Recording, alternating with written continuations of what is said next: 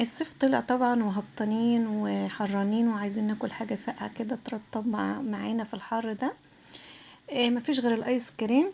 هنعمله بطريقة سهلة وبسيطة خالص من غير اي تعقيد. هنعمل ايس كريم تمر وايس كريم شوكولاتة بطريقة سهلة خالص. بس قبل ما نبدأ الفيديو ما تنسوش تشتركوا في القناة وتفعلوا الجرس عشان يوصل لكم كل جديد. شيروا الفيديو لاصحابكم ويلا بينا نشوف هنعمل الايس كريم ازاي. في البداية معايا كوباية لبن او حليب، بضيفها وابتدي اضيف عليها كريم شانتيه خام. هضيف 4 معالق في الاول واضرب. لو لقيت القوام لسه خفيف خالص هكمل كمان. انا ضفت 4 وبعد كده ضفت 4 تاني، والمعالق معلقة كبيرة مليانة وابتدي اخلطهم. طبعا انا ما حطيتش سكر خالص، وده كريم شانتيه خام من غير سكر.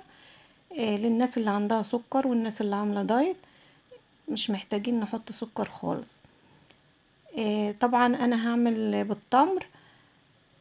شايفين القوام حلو خالص، هنعتمد على السكر اللي في التمر، مش هحط سكر خالص. عند التمر طبعا التمر الطري النوع ده بيبقى طري حلو خالص، مش محتاج يتبل مية او يتنقع في اي حاجة. بنضفه كويس. هجيب الخلاط وهضرب كل المكونات مع بعض. هجيب التمر واحطه في الخلاط واحط عليه الكريم شانتيه اللي ضربناه بالحليب، وهخلي شوية كمان نعملهم ايس كريم شوكولاتة. هخلط كل المكونات دي مع بعض لحد ما الخليط ينعم كويس في الخلاط.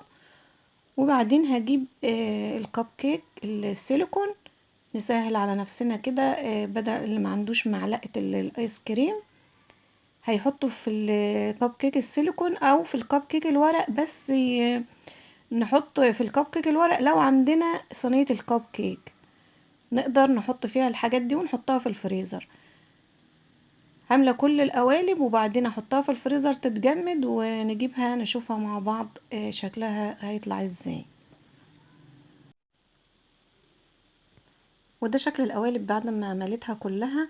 بخبطها كده خبطتين عشان تتساوى من فوق، ما تبقاش منعكشة من على الوش.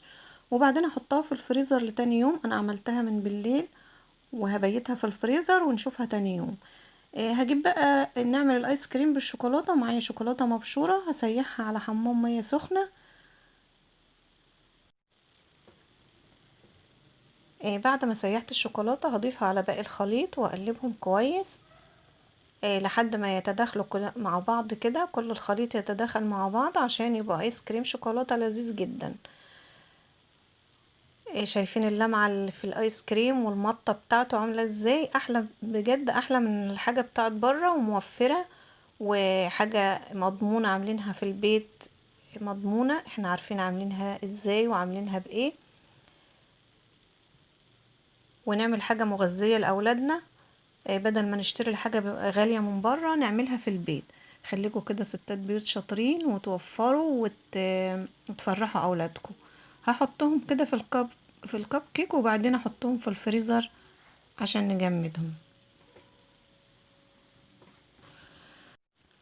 بعد ما الايس كريم اتجمد هيطلع معانا بكل سهولة. شايفين؟ ممكن نقدمه في طبق وممكن نقدمه في البولة بتاعة الايس كريم. بيطلع معانا بكل سهولة. بنفضيه كده بالطريقة دي، نحطه في البولة كمان. وممكن نشكله، نحط الايس كريم مع شوكولاتة مع ايس كريم التمر، او ده وحده وده وحده حسب الذوق الشخصي يعني وحسب الرغبة. بنقدمه بالطريقة دي بيبقى شكله جميل خالص. ممكن بقى نحط صوص شوكولاتة، وممكن ما عندناش ما نحطش حاجة خالص. هو كده شكله جميل خالص وطعمه اجمل. لو وصلتوا معايا لحد هنا ما تنسوش تعملوا لنا لايك وشير واشتراك في القناة. فعلوا الجرس عشان يوصل لكم كل جديد. شيروا الفيديو لاصحابكم. ياريت تعلقوا لنا ولو بكلمة وقولي بتتابعوني منين. اشوفكم على خير. باي باي.